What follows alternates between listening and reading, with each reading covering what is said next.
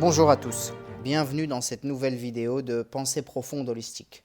Alors aujourd'hui, nous allons attaquer un sujet qui est un sujet très polémique, un sujet sur lequel j'ai entendu beaucoup de bêtises et beaucoup d'erreurs factuelles. C'est celui des incivilités en banlieue, notamment en France, dans les grandes villes françaises et dans certaines villes belges également, un petit peu, à moindre mesure. C'est surtout dans les villes françaises comme Paris, comme Lyon, Bordeaux, etc. On va donc parler de l'ensauvagement des banlieues, des incivilités et de la crise de la jeunesse qui est en général immigrée. Ce que j'entends beaucoup dans les médias, c'est que cette crise est en lien étroit avec l'islam. Pour moi, c'est absolument faux. C'est absolument faux parce que même si l'islam est en partie, je dis bien en partie responsable du délabrement intellectuel et social dans lequel les jeunes se trouvent, ce n'est absolument pas la raison prioritaire. On va en parler. Alors première chose, si on veut comprendre pourquoi est-ce que les jeunes aujourd'hui se comportent comme ça dans les grandes villes françaises, cassent des voitures, des émeutes, sont mal éduqués, sont dans une incivilité crasse, ils ne respectent pas l'autorité, etc., ce n'est pas à cause de l'islam. Ce n'est pas non plus à cause de leur caractère d'immigré, mais c'est une multitude de facteurs qu'on va essayer de comprendre ensemble. Alors première chose, il faut comprendre que ces gens, si on remonte à l'histoire, ont subi un viol colonial, même s'ils ne l'ont pas subi directement, leurs ancêtres, leurs aïeux l'ont subi. Je parle du Maroc, en ce qui concerne le protectorat marocain, et je parle évidemment aussi de l'Algérie, où là il y a eu clairement une colonisation qui a duré plus de 130 ans. Et donc, effectivement, ça laisse des traces, même si les jeunes d'aujourd'hui ne l'ont pas réellement vécu, mais leurs parents, peut-être leurs grands-parents ou leurs arrière-grands-parents, l'ont vécu. Et il y a donc des blessures profondes qui restent et qui se transmettent de génération en génération. Ensuite, lorsque ces immigrés sont arrivés en France dans les années 60, dans les années 70, il faut savoir que leur projet était d'amasser un pécule et de retourner au pays. Ils étaient venus ici dans un rapport purement capitalistique et consumériste. Cela dit, le grand patronat des années 60, 70 jusque dans les années 80 les a gardés parce que c'était une rente intéressante et c'était intéressant pour les Français de relancer l'économie française et donc on leur a proposé dans un premier temps de rester ici, 1 an, 2 ans, 5 ans.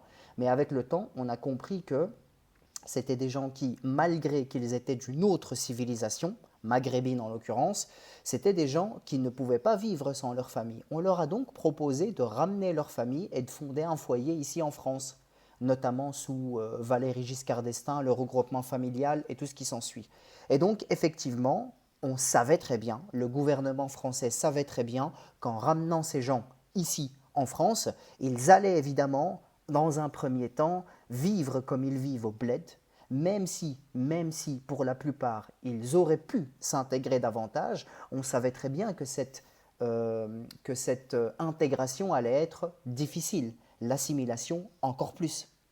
Et donc, ce n'était pas un problème puisqu'on était dans un rapport de travail, dans un rapport capitalistique. Mais petit à petit, ces gens, comme je le disais, ont commencé à amener leur famille, ont commencé à amener leurs enfants, leurs femmes et tout ce qui s'ensuit, et ont commencé ici à vivre en France. Et c'est là qu'entre un certain double discours, parce que dans les années 60 jusque dans les années 70, on disait de ces immigrés qu'ils étaient des chances pour la France, que leur immigration ont relancé l'économie, que c'était des travailleurs courageux, etc. Je cite Francis Bouygues par exemple.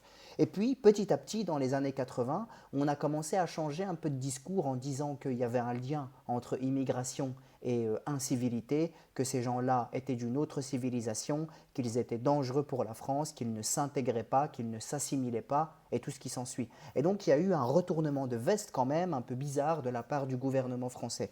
Après, ici, on parle bien du gouvernement français et on ne parle pas du peuple français qui, lui, n'a jamais rien demandé et qui l'a subi, comme le peuple marocain ou algérien qui a émigré en France l'a subi également. Et donc, à partir de là, on a commencé à voir l'ensauvagement de certaines cités. Et il faut savoir que ces gens, quand ils sont arrivés en France, on les a mis dans des lieux de bannissement qu'on a appelés les ghettos. C'était des lieux qui étaient excentrés, loin de tout, en périphérie de la ville. Certains mettent plus de 2 heures en transport pour aller au centre-ville. Ils étaient loin des lieux de socialisation, ils étaient loin des lieux de culture, ils étaient loin du centre-ville. Et donc, symboliquement, ça voulait dire quelque chose qu'on les mette en périphérie. Alors, attention, il faut un peu nuancer parce que même si ces HLM de l'époque, dans les années 60, dans les années 80, étaient plutôt bien équipés au niveau technique, il y avait le chauffage central, ils étaient bien isolés, ils étaient propres, etc. Il faut savoir qu'ils ont été très très mal entretenus et qu'on n'y a mis que des gens issus de l'immigration, pour la plupart des Algériens, des Marocains, un petit peu des Africains d'Afrique subsaharienne, et ces gens-là ont vécu entre eux. Et ils se sont reproduits entre eux. Et évidemment, on a commencé à avoir des lieux de bannissement qui étaient hyper représentés culturellement, puisqu'il n'y avait que des personnes d'origine immigrée. Et donc symboliquement, on les a exclus. Et cette exclusion géographique a produit des gens qui, comme je le disais à l'instant, vont se reproduire entre eux et vont créer une espèce de terreau qui se reproduit sur lui-même et qui va pouvoir être exploité par le capitalisme, puisque ces gens-là, à travers leur sensibilité, leur culture, leur religion, votent plutôt à gauche. Et donc on comprend que certaines perspectives électorales, notamment politiques, ont compris que si on entretenait ces gens-là dans ce type de socialisation, dans ces classes sociales-là, on allait pouvoir les exploiter après pour pouvoir en tirer des votes de gauche. On pense notamment à certains partis de gauche, etc. etc. Mais bon, ici, ce n'est pas trop le propos. Et donc, ces gens-là ont commencé à être expulsés, ont commencé à vivre dans des zones un petit peu exclues, et les parents n'ont pas fait le travail de transmission d'identité, ce qui fait qu'on a aujourd'hui des jeunes qui sont, entre guillemets, le cul entre deux chaises. D'un côté, ils ont une culture qui est plutôt arabo-berbère, musulmane, avec un certain rapport à la religion, un certain rapport à sacré, et de l'autre côté, ils ont un enseignement qui est plutôt laïque à l'école française et qui est plutôt, entre guillemets, j'exagère le propos, qui est un peu anti-religion. On rentre même dans un certain laïcisme.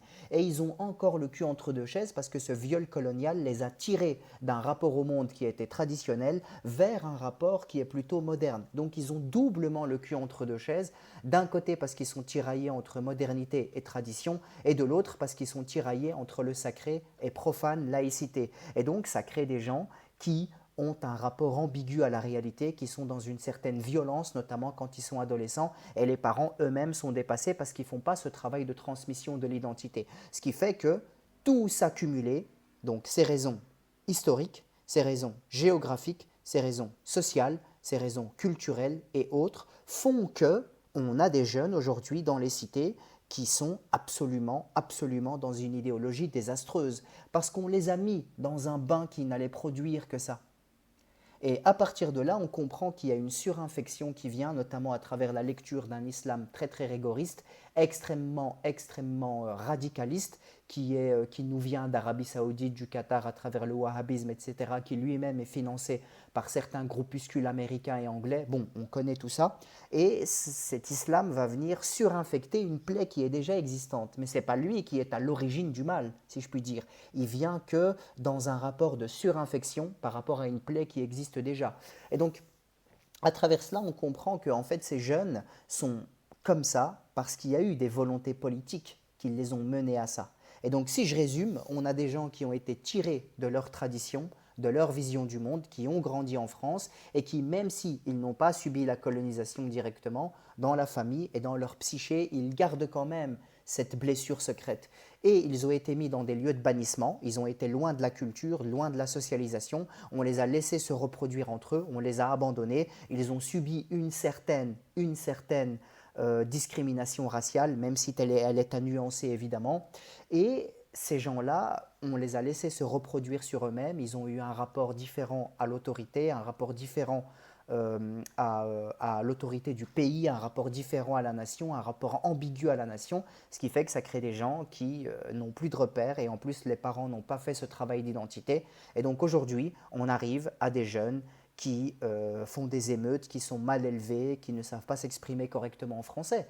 Et donc, dire que c'est uniquement l'islam qui est un problème et qui est le fruit et qui est à l'origine de ces incivilités, c'est faux.